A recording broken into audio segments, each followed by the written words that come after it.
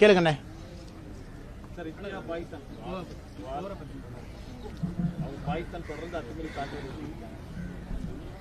ஐயா, குறிப்பாக இந்தியா பாகிஸ்தான் இரண்டு நாடுகள் நம்முடைய நாட்டுக்கும் இன்னைக்கு ஒரு எதிரி நாடாக இருக்கக்கூடிய பாகிஸ்தானுக்கு இருக்கக்கூடிய பிரச்சனை என்பது இன்று நேற்று அல்ல. ஆனால் இன்னைக்கு இந்தியாவுடைய ஒரு ரெஸ்பான்ஸ், பாகிஸ்தான் செய்யக்கூடிய தவறுகளுக்கு நாம் கொடுக்கக்கூடிய பதிலடி என்பது இன்னைக்கும் நாம பொறுத்து அறத்தின் அடிப்படையில் தான் நம்முடைய பதிலடி இருக்கு. நீங்களே யோசிச்சு பாருங்க, 2008 மும்பை அட்டாக் நடந்த பொழுது 166 பேர் கொடூரமாக கொல்லப்பட்டாங்க. அன்னைக்கு அமைதி முறையில் ஐநா சபையிலிருந்து எல்லாத்தையும் நம்ம வேண்டுகோள் விடுத்தோம். குறிப்பாக யாரெல்லாம் இந்த தாக்குதலுக்கு பின்னணியில் இருக்கிறாங்களோ நடவடிக்கை எடுக்கணும். அதன் பிறகு தொடர்ச்சியாக பல தாக்குதல் நடந்தும் கூட மிக முக்கியமானது பத்தான்கோட் 2016 பஞ்சாப்ல நம்முடைய ஏர்பேஸுக்குள்ள பாகிஸ்தான் தீவிரவாதிகள் தீவிரவாத செயலில் ஈடுபட்டாங்க. அன்னைக்கு கூட நம்ம என்ன சொன்ன, மோடி ஐயா, பாகிஸ்தான் நாட்டில் இருக்கக்கூடிய பாதுகாப்பு அதிகாரிகளை இந்தியாவுக்கு வர சொன்னோம். பத்தான்கோட்டுக்கு நீங்க வாங்க, வந்து பாருங்க, டிஎன்ஏ எவிடன்ஸை பாருங்க, தொலைபேசி உரையாடல்களை பாருங்க, எப்படி உங்களுடைய தீவிரவாதிகள் எங்க நாட்டுக்குள்ள பத்தான்கோட்டுல தீவிரவாத தாக்குதல் நடத்துறாங்க பாருங்கன்னு சொன்னோம். அன்னைக்கு பாகிஸ்தான் அதிகாரிகள் இந்தியாவுடைய ஏர்பேஸுக்குள்ள அனுமதி கொடுத்தோம். அது வரைக்கும் இந்தியா சரித்திரத்திலே அனுமதி கொடுக்கல. ஆனா திரும்பி போன பாகிஸ்தான் அதிகாரிகள் இந்தியாவை திரும்ப கூப்பிட்டுருக்கணும். உள்ள இது பார்ட் ஆஃப் எக்ஸ்சேஞ்ச், நீங்க இங்க இன்வெஸ்டிகேட் பண்ணுங்க, எங்களையும் உங்க நாட்டுக்குள்ள கூப்பிடுங்க. அதையும் பாகிஸ்தான் அவமதிச்சது. அதே 2016 ஊரியில தாக்குதல் நடத்தப்பட்டு 23 நம்முடைய சோல்ஜர்ஸ், ராணுவ வீரர்கள் அவங்க தங்கியிருந்த கேம்புக்குள்ள பாகிஸ்தான் தீவிரவாதிகள் கொண்டாங்க. அந்த ஊருக்கு நம்ம பதிலடி தாக்குதல் கொடுத்தோம். லைன் ஆஃப் கண்ட்ரோலை தாண்டி போய் நம்முடைய பாதுகாப்பு படை பதிலடி கொடுத்துட்டு வந்தாங்க. 2019 புல்வாமா 46 பாதுகாப்பு படை வீரர்கள் கான்வாயில போகும்போது சிஆர்பிஎஃப் கான்வாய் அடிச்சு 46 பேர்த்த கொண்டாங்க. அப்பாவிகள் எந்த வேலையும், எந்த தப்பான வேலையும் செய்யாம நாட்டுக்காக பாதுகாப்பு பணியில் ஈடுபட்டவங்க. நாம் என்ன பதிலடி கொடுத்தோம்? பாலாகோட் ஏர் ஸ்ட்ரைக், திரும்ப லைன் ஆஃப் கண்ட்ரோலை தாண்டி பாலாகோட் பகுதிக்குள்ள போய் ஏர் ஸ்ட்ரைக் பண்ணிட்டு வந்தோம். சோ பாகிஸ்தான் செய்யக்கூடிய எல்லா தவறுகளுக்குமே நம்முடைய பதிலடி என்பது ஒரு முறையும் ஒரு படி மேல மேல போறோம்.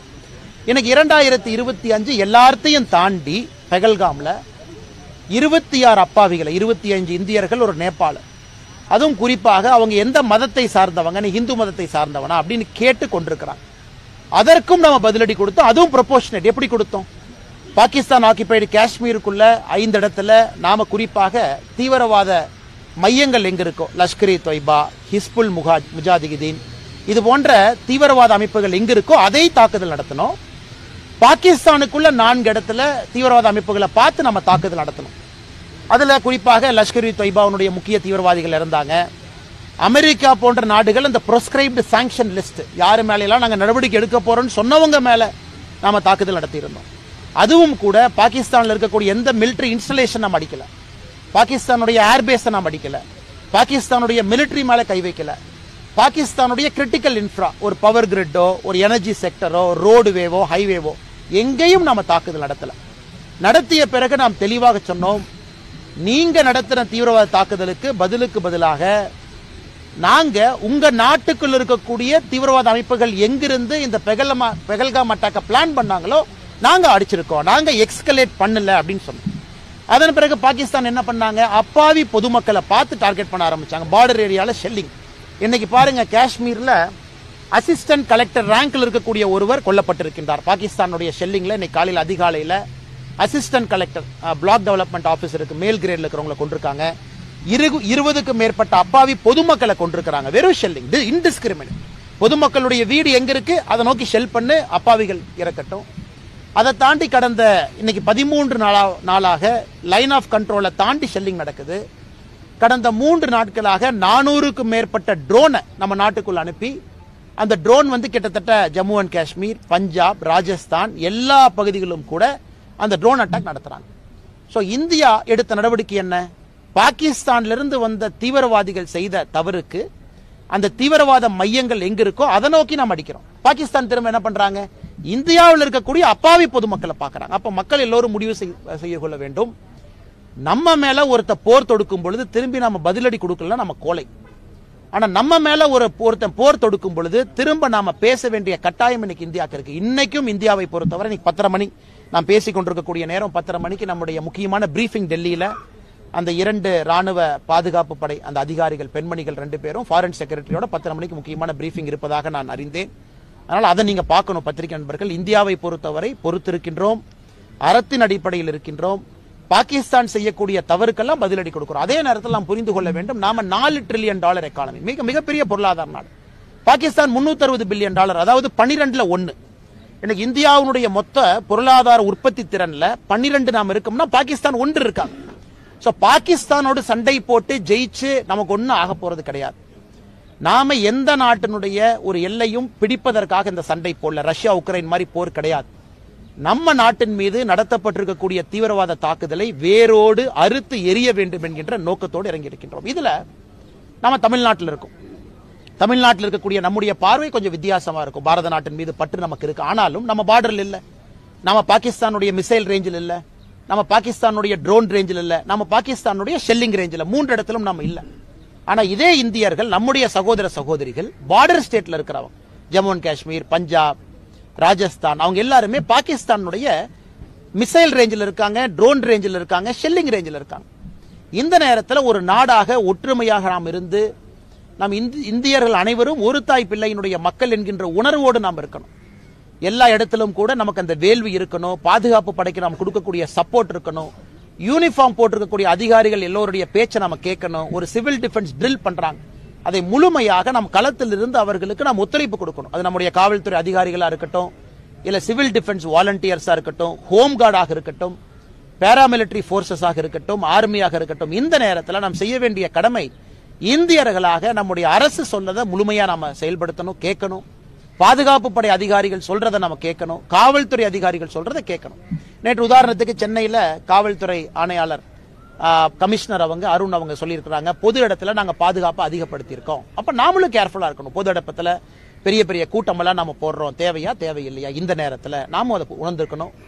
அதே நேரத்தில் பார்டர் ஏரியால நம்முடைய நண்பர்கள் சகோதரர்கள் யார் இருந்தாலும் கூட ஆதரவு வார்த்தைகளை சொல்லணும். சமூக வலைதளத்தில் எல்லோருக்கும் அந்த நம்பிக்கை இருக்கணும். ஆனால் நிச்சயமாக இன்னைக்கு நாளைக்கு இது முடிய போறது இல்ல. மோடி அவர்களை பொறுத்தவரை, பாரத பிரதமர் நரேந்திர மோடி அவர்களை பொறுத்தவரை சங்கல்பத்தோடு களமிறங்கி இருக்கிறாங்க. ஏன்னா 2-3 இடத்துல நம்ம தாக்குதல் நடத்துவதற்கு முன்பு பிரதமர் அவர்கள் மிக தெளிவாக அவருடைய மனதை நமக்கு பிரதிபலிச்சிட்டாங்க. இந்த பூமியில எங்க ஒளிந்திருந்தாலும், பூமிக்கு கீழே ஒளிந்திருந்தாலும் உங்களை தொலாவி பிடிச்சு இல்லாம நான் பண்ணிடுவேன் அப்படின்னு. ஆனால் இந்த போர் என்பது தீவிரவாதத்திற்கு எதிரான போர். இது இன்னைக்கு நாளைக்கு முடியாது. நாம அக்ரெசிவா போகத்தான் போறோம். பாகிஸ்தான் இதன் பிறகு நம்முடைய நடவடிக்கையை பார்த்த பிறகு இந்தியால இன்னொரு அப்பாவி பொதுமக்களுடைய உயிரை எடுப்பதற்கு பலமுறை யோசிக்கணும். அதனால் பத்திரிகை நண்பர்கள், நாம் எல்லோருமே இந்த நேரத்தில் நம்ம ரிப்போர்ட் பண்ணக்கூடிய விஷயம், பேசக்கூடிய விஷயம், செய்யக்கூடிய விஷயம் எல்லாம் கண்ணியமிக்கதாக, அரசுக்கு ஒத்துழைப்பு அளிப்பதாக இருக்க வேண்டும் என்கின்ற தாழ்மையான வேண்டுகோளையும் உங்களுக்கு வைக்கிறேன். ஆனா பாகிஸ்தானை பொறுத்தவரை நான் இன்னைக்கு ஒரு சாதாரண ஒரு பொதுமக்களாக என்னுடைய உணர்வை நான் பிரதிபலிக்கிறேன். இன்னைக்கு பாகிஸ்தான் அதனுடைய நாடு அதனுடைய கண்ட்ரோல்ல இல்ல. நம்ம எல்லாரும் சொல்லுவோம், ஒரு நாட்டுக்கு ஒரு ஆர்மி வேணும். India's got an army. ஏன்னா பாரதத்துக்கு ஆர்மி வேணும். ஆனா பாகிஸ்தானுக்கு ஆர்மிக்கு ஒரு நாடு. நம்ம நல்லா புரிஞ்சுக்கணும். பாகிஸ்தான் நாட்டுக்கு ஆர்மி இல்ல, பாகிஸ்தான்ல இருக்கக்கூடிய ஆர்மிக்கு ஒரு நாடு. ஏன்னா அங்க இருக்கக்கூடிய ஆர்மி தான் அந்த சிவிலியன் கவர்மெண்ட்டை கண்ட்ரோல் பண்றாங்க. சிவிலியன் கவர்மெண்ட் ஆர்மியை கண்ட்ரோல் பண்ணல. இந்தியாவில் இருக்கக்கூடிய அரசு நாம ஆர்மியை கண்ட்ரோல் பண்றோம். ஆர்மி சிவிலியன் கவர்மெண்ட் கீழே வேலை பார்க்கறாங்க. அதனால நன்றாக புரிந்து கொள்ள வேண்டும், பாகிஸ்தான் இன்னைக்கு அந்த அரசனுடைய கட்டுப்பாட்டில் பாகிஸ்தான் இல்ல. பலுச்சிஸ்தான் அவங்க கட்டுப்பாட்டில் இல்ல. பாக் ஆக்கிபைடு காஷ்மீர் என்ன பிடிச்சி வச்சிருக்காங்களோ அவங்க கட்டுப்பாட்டில் இல்ல. பாகிஸ்தான் நேத்து international monetary fund IMF $1 billion கடன் வாங்கி தான் வண்டியே ஓட்டுறாங்க.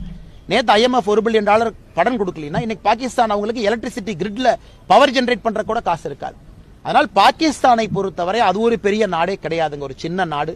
இந்தியாவுடைய பொருளாதார திறன்ல 12ல் 1 மடங்கு ஒரு பங்கு இருக்கக்கூடிய நாடு. ஆனால் பாகிஸ்தான் அவர்கள் முடிவெடுத்துக் கொள்ள வேண்டும். இந்தியாவோட தொடர்ந்து இந்த மாதிரி ஒரு விஷயத்துக்கு வர்றாங்க, அவங்க எக்ஸ்கலேட் பண்றாங்க, அவங்க சிவிலியனை கொள்றாங்க, அவங்க மிலிட்டரி இன்ஃப்ராஸ்ட்ரக்சர் அடிக்கிறாங்கன்னா பாகிஸ்தான் என்கின்ற நாடு வரைபடத்தில் இருக்காது என்பது என்னை போன்ற சாதாரண மனிதர்கள். ஏன்னா நம்ம அவ்வளவு பலமா இருக்கும். நம்ம நினைச்சோம்னா பாகிஸ்தானை ஒண்ணுமில்லாம பண்ணிடலாம். ஆனாலும் மோடி அவர்கள் அறத்தின் அடிப்படையில் அந்த போர் இருக்கு. நம்ம பாகிஸ்தானை எந்த இதுவுமே போய் தாக்கலையே.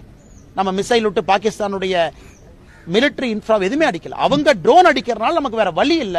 அவங்களுடைய ஏர் டிஃபென்ஸ் சிஸ்டத்தை நம்ம டேக் ஆஃப் பண்ணிருக்கோம். லாகூர்ல இருக்கக்கூடிய சைனா கொடுத்திருக்கக்கூடிய ஏர் டிஃபென்ஸ் சிஸ்டத்தை நாம எதுக்கு அடிச்சோம்? அவங்க ட்ரோனை நம்ம பார்டருக்குள்ள அனுப்புறதுனால அவங்க ஏர் டிஃபென்ஸ் சிஸ்டத்தை நம்ம எடுத்தோம், நாம அடிக்கல. அதனால இப்பொழுதும் பாகிஸ்தான் கையில தான் இருக்கு. இதை அவங்க எக்ஸ்கலேட் பண்றாங்க, இதை மிலிட்டரி கன்ஃபரன்டேஷனாக கொண்டு போறாங்கன்னா என்னை பொறுத்தவரை பாகிஸ்தான் என்கின்ற நாடு வரைபடத்தில் இருக்காது என்பதுதான் என்னுடைய தாழ்மையான கருத்து. இந்த ராணுவ வீரருக்கு ஆதரவா தமிழக அரசு ஒரு பேரணி ஒன்றும் தப்பில்லைங்கண்ணா. நம்முடைய முதலமைச்சராக இருக்கட்டும், இந்தியாவில் இருக்கக்கூடிய எல்லா மாற்றுக் கட்சியை சார்ந்த நண்பர்களாக இருக்கட்டும், உதாரணத்துக்கு சசி தரூர் இன்னைக்கு திருவனந்தபுரத்தினுடைய காங்கிரஸ் எம்பி எவ்வளவு அற்புதமா பேசுறாங்க.